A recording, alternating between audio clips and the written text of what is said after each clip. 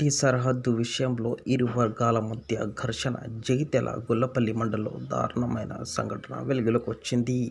సరిహద్దు విషయంలో గొడ్డలి మరియు గడ్డపారతో దాడి చేసిన ఇరు వర్గాలకు గాయాలు కావడంతో ప్రభుత్వ ఆసుపత్రిలో చికిత్స అందించిన వైద్యులు. Police Nazar news town reporter Masood Khan.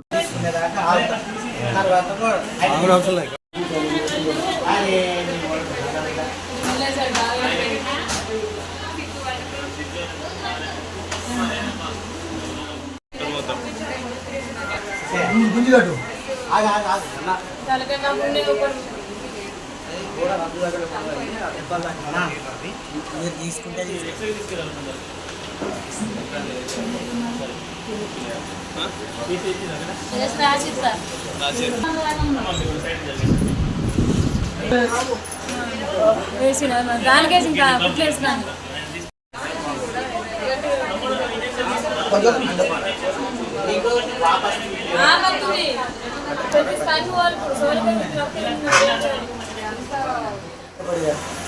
పిల్లపిల్లి మండలం మా అక్క ఇంటి దాకా 30 మంది కలిసి మా అక్క దిక్కులు పెట్టిరు. మా చెల్లె సాబత్తులు కనబడి ఉన్నది. ఇవాళ ఎందుకు కొట్టిరు 10 మంది కలిసి మమ్మల్ని దిక్కులు పెట్టిన వాళ్ళు జాగా నాయన ఇల్లు కూడా ఇంటి దగ్గర మా అక్కలు ఇంటి ఇల్లు మా అక్కలు ఇల్లు వాళ్ళ ఇల్లు కాడ ఉన్నది. ఆ జాగా కడ వెళ్ళండి సార్. ఏంతో దాడి చేశారు? గడ్డపర్ర కొట్టారు సార్. ఎంతమంది వాళ్ళు? 30 మంది సార్. ఎంతమందికి దెబ్బ తాకినాయి? అక్కడ 3 ఉన్నారు, ఇక్కడ 4 ఉన్నారు. నిన్న 3 తాకినాయి.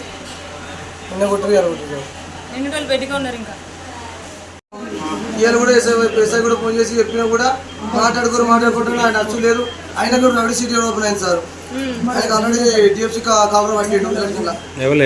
కళ్యాణ్ తిరుపతి డిఎఫ్సీ కవర్ పడితే ఆయన రైట్ సైడ్ ఓపెన్ అయింది.